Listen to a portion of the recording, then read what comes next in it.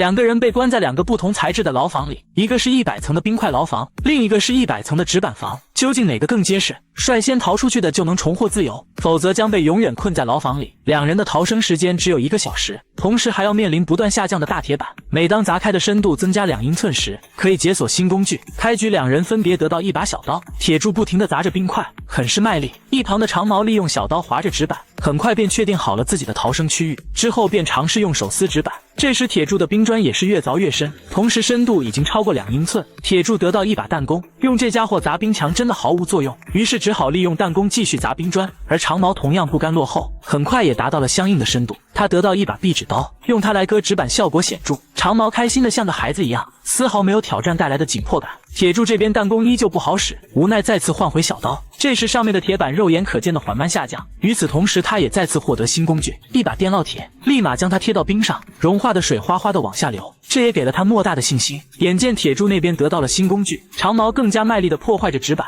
在他的努力下，很快得到一把塑料枪。然而这玩意对纸板墙毫无杀伤力可言，不过很快他也达到了指定深度。双方几乎同一时间升级了新工具，长毛得到一把飞镖，这玩意真的好使吗？虾哥甚至觉得还不如壁纸刀来的痛快。铁柱得到一把大斧子，用它来砍砸冰砖，刀刀见冰，没想到下一秒就发生意外，斧子竟被铁柱玩坏了，看得主持人无比心疼。另一边长毛索性放弃了飞镖，徒手撕纸板，很快便没了力气，甚至累到汗流满面。这时铁柱这边冰块的深度更进一步，他也再次升级工具，得到一把小榔头，用它来砸冰块效果杠杠的，冰渣更是四处飞溅，很快就砸下来一大块冰。不久后再次到达指定深度，长毛不相信他有如此快的速度，赶忙跑过来查看，不料铁柱竟用冰砸在长毛脸上，他也痛苦不已。铁柱的新工具是一个大铁球，然而还没砸几下，铁链就断了。你真不愧是新一代的破坏大王，他只好空手扔铁球，可也没有丝毫效果。随后长毛也为自己赢得了新工具，是一把打孔电钻，这家伙的杀伤力简直无敌，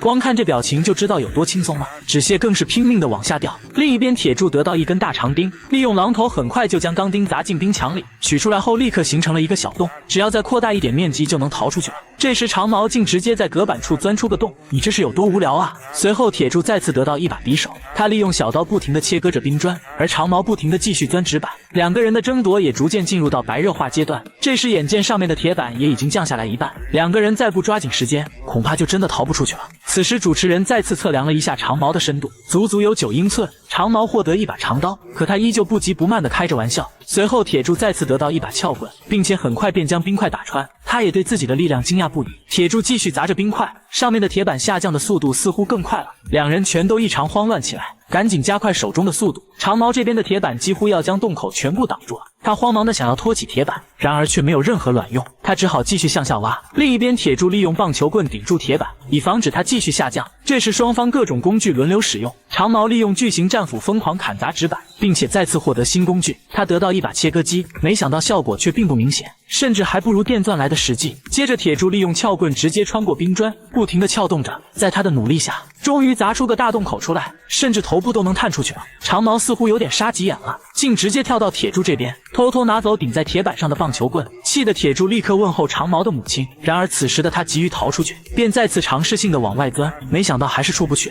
情急之下脱去外套，竟真的从里面逃出来了。恭喜铁柱赢得最终的胜利。这时长毛彻底绝望了，他并不想被困在里面，赶忙打算从铁柱的洞口逃出去，然而却被铁柱拒之洞外。那么问题来了，如果是你会选择冰牢房还是纸牢房呢？